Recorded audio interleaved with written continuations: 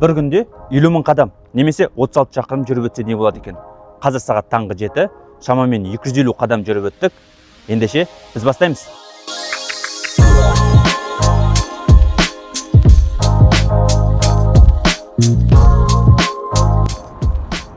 Хан Шатыр алғашқы 2,5 километр жүріп өттік. Айта кететін жайт, Хан Шатыр 2010 жылы 6 шілде күні ашылған. Бұл шатыр формасындағы әлемдегі ең үлкен ғимарат.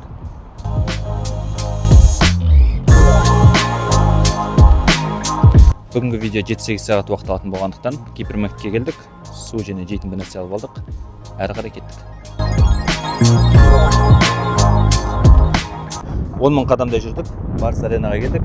Бұл жерде мамыр айында PGL турнирі өтеді. Ол Counter-Strike 2 ойыннан ең үлкен турнирлердің бірі. Және Барыс аренаға қарама-қарсы Астана арена орналасқан. Бұл жерде Астана футбол клубы және Қазақстан құрамасы доп тебеді. Айта кететін жайт, тамыз айында осы жерде Дженнифер Лопестің концерті болады. 6 шақырым жүріп өттім, шамамен 11 000 қадам.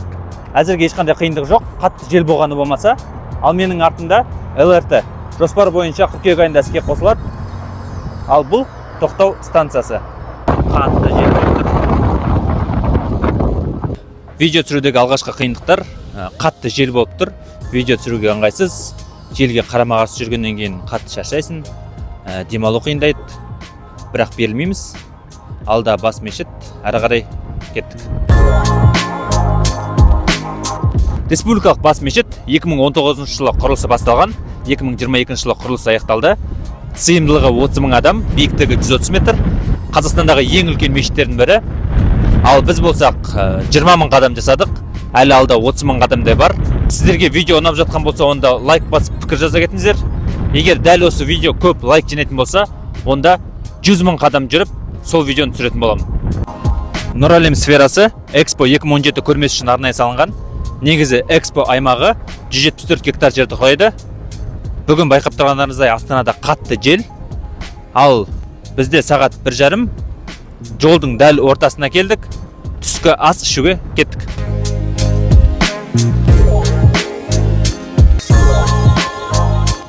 Тамақ ішіп алдық, шаршау басталды. Ұйқы келіп тұр.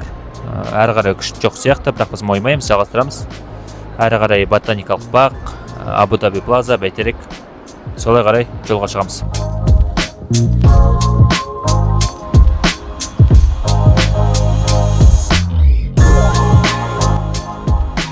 Абу Даби Плазаға келдік.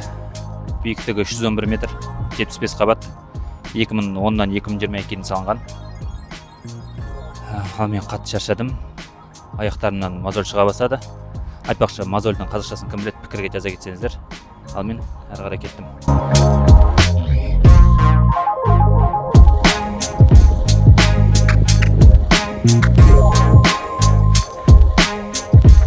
Бәйтерек 2002 жылы 30 тамызда ашылған. Жобаның авторы Нұрсұлтан Әбішұлы Назарбаев. Биіктігі 105 метр. 6 жыл салынған. Қатты шаршадым. Аяқтарым сезбеймін. Ал мен әрі қарай Ақордаға кеттім.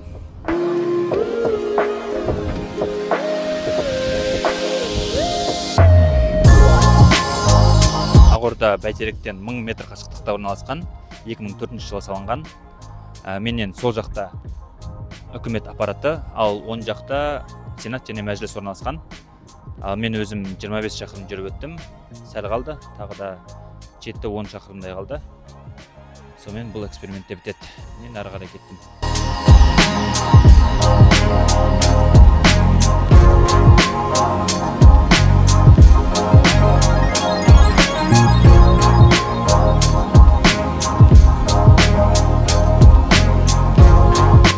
Видеоның соңына да келдік. Сағат 6:30, 11:30 сағат жүріппіз. Өте қиын видео. Негізі бұл видеоның мақсаты мүмкін емес ешнәрсе жоқ екенін дәлелдеу. Адамның қолынан барлығы келетінін дәлелдеу. 50 000 қадам деген немене, ол аз-ақ қой деп ойлауларыңыз мүмкін. Бірақ ол өте көп. Шамамен 32 шақырым болды. Ал сіздер қазір экрандарыңызда мен жүріп өткен маршрутымды көріп отырсыздар. Қанша калория, қанша шақырым жүргенімді.